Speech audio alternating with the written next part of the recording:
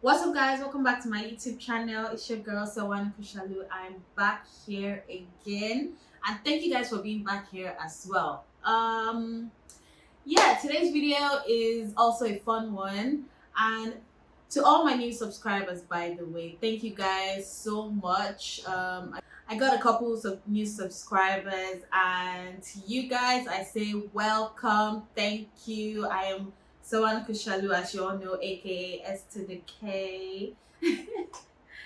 Thank you guys for joining my little YouTube family, and I hope that we grow as we go. Yes, so today's video is a fun one. It's for you. It's for we youngins that are in the date. It's not just we youngins. Anybody that is in the dating dating part of their life. I think that a lot of us ignore a lot of red flags that are in our partners, and then we wait till it's too late before we take actions. Okay, so let's start this. 10 red flags you should look out for while dating. So without further ado, let's get right into the video. No.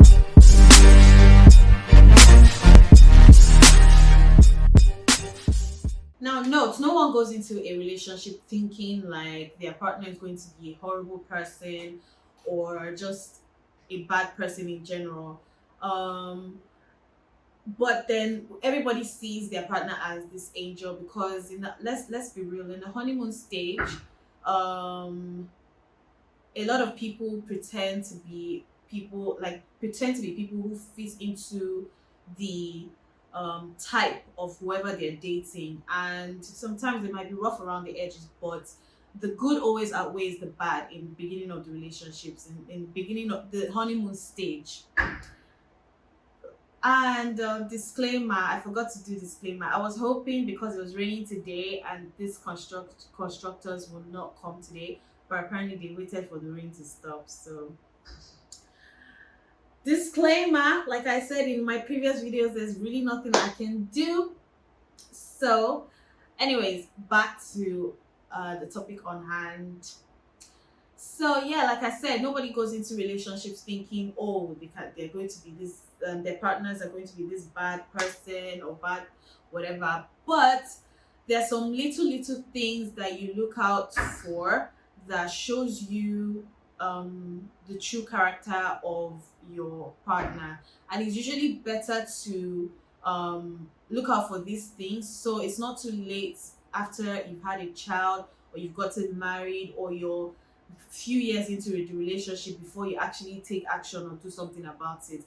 That way it's usually harder because there's something tying you down, either a child or marriage or emotions. There's something tying you down, so it's always better to look forward, or not look forward, but it's always better to look out for this particular red flags in order to save you from physical and emotional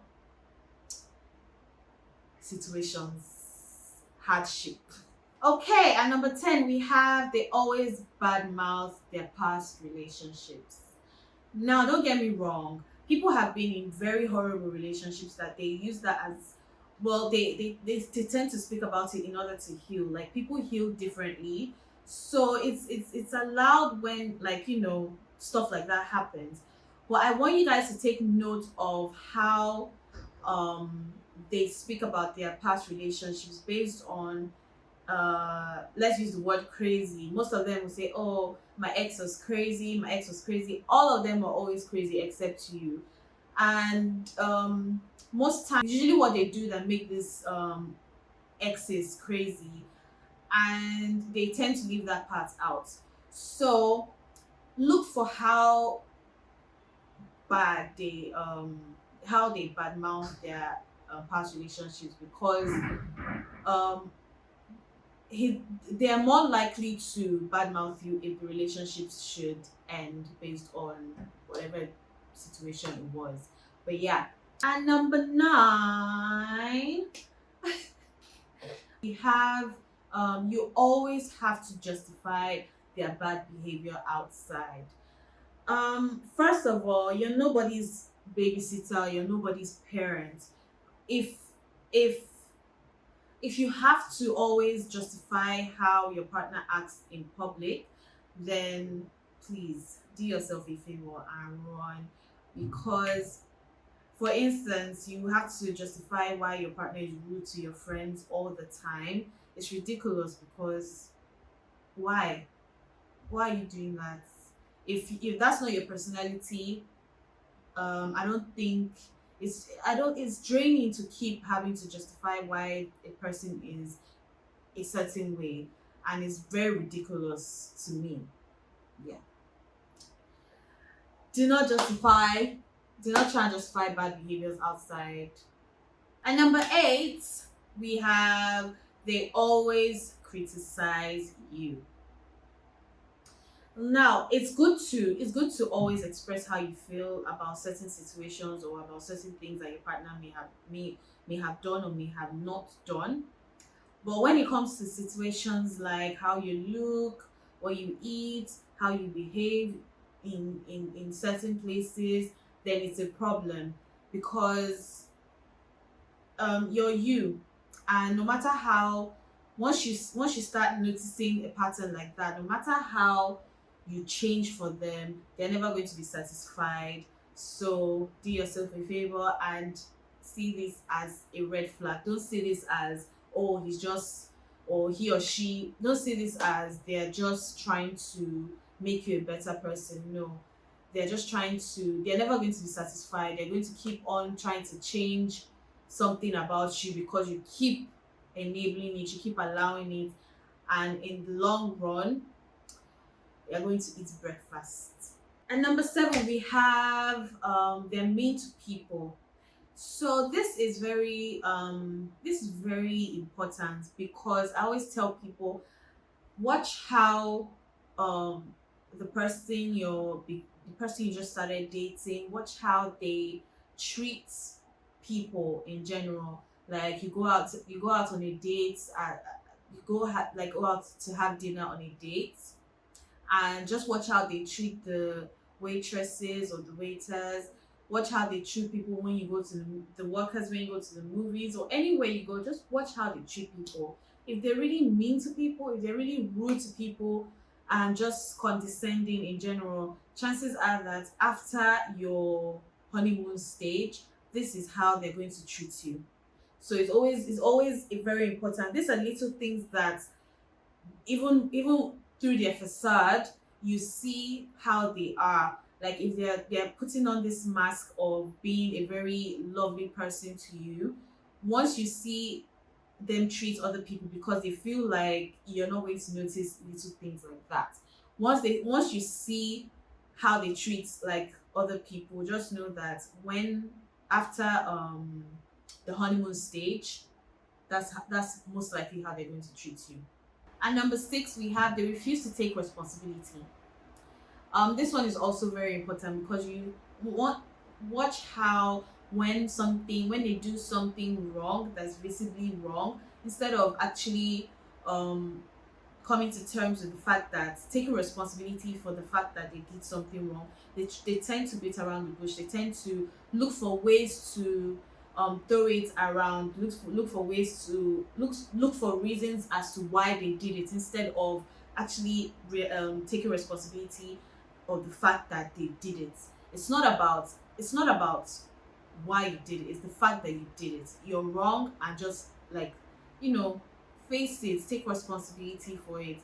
And number 5, they have a hard time apologizing.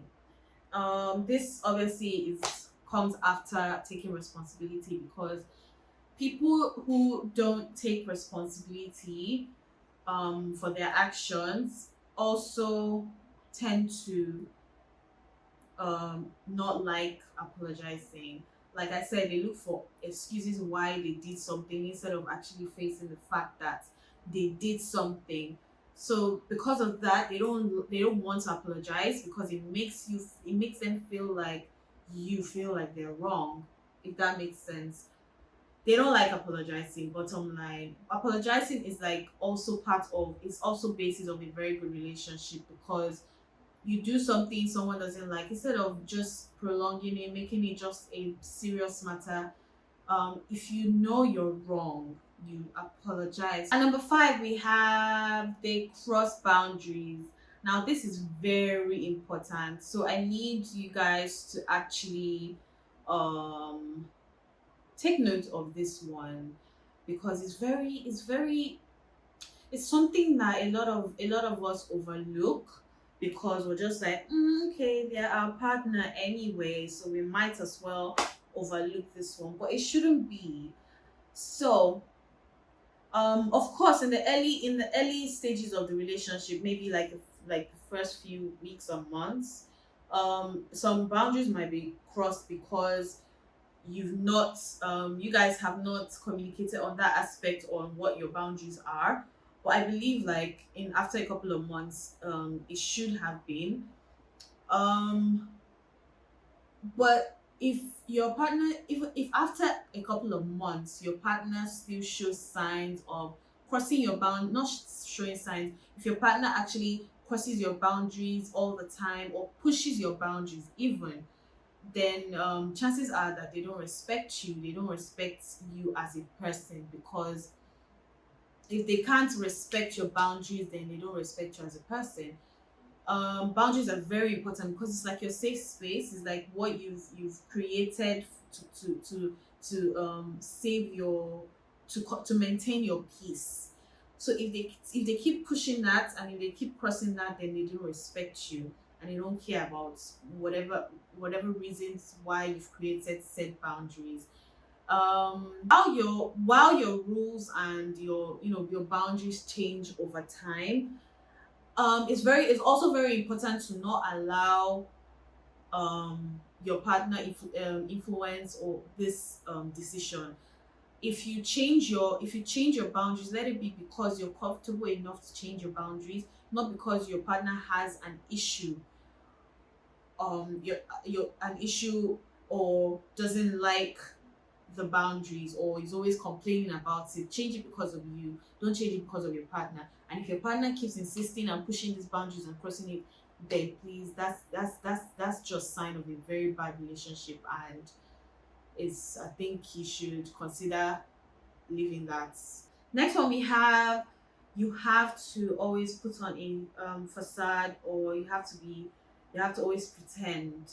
Basically, you have to always pretend to be someone you're not, or you have to put on this whole facade. If you can't be your true and full self with someone, then please, they're not the ones for you, because your relationship should be like a safe haven. Like, it should be somewhere that even outsiders don't see. It should be somewhere that you're safe you're just comfortable to do goofy things, comfortable to do different things. Like, and you don't have to, like, literally, you don't have to be serious all the time. Next is being afraid to express your feelings. If your partner does something to you, and you can't voice it out, you're scared to express your feelings, then you're most likely going through emotional abuse. And again, they always gaslight, they try and manipulate the situation, they play victim when you express the fact that they did something you did not like. And because of this over the time, you've learned how to suppress your feelings, you've learned how to swallow a lot of bullshit that you wouldn't have done prior to that. Is your family and friends don't like them. Now, this might be like, oh, I don't care whatever they think.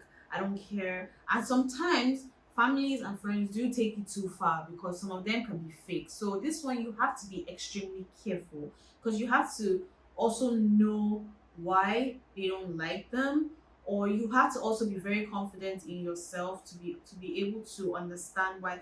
If Because there are some people that can manipulate the situations and say, oh, he's not treating you well, but if you deep down know that he is, then I think you should look into that with whoever friend or family that is. They're probably being fake. But if you know deep down, because outsiders see what you don't see. Love is truly blind. actually. And when they say that, they don't mean in terms of looks. They mean in terms of they don't mean in terms of just looks. They mean in terms of everything. Like when you're in love, you don't really see a lot of things that are wrong in your partner. So, but outsiders see this. Like they see all the wrong things that are happening. They see how unhappy you are, but in your mind, because you're so in love, you don't really see it. So true friends will let you know, and true friends would you would see it as well, that you would see it's affecting them as well, the fact that you're unhappy or you're going through a whole lot of rubbish in your marriage.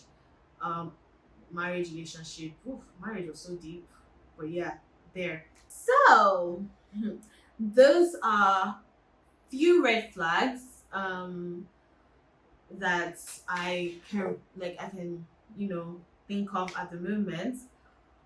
But like, what do you do when you experience these red flags? Now, sometimes, I don't think there's some red flags that are not so crazy, and I don't think some human beings are naturally flawed, and if you can maybe bring it up like a few times or maybe twice, and if they don't like adjust their behavior, then I think that's where you should actually cut ties. Know your boundaries. That's another reason. Know your boundaries so it's easier for you to set them. Know your boundaries. It's very important. Please know your boundaries, people. Please. And we've come to the end of this video. I really do hope that I have shed some light on red flags for some people. I really do hope I spoke like a lot of sense, and I spoke to a lot of people as well in terms of dealing with situations like this. Because like I said, excuse me, like I said, most of these things, in fact, it's okay if you've gone through it, and it's okay if you're going through it. Speak to someone, believe in yourself.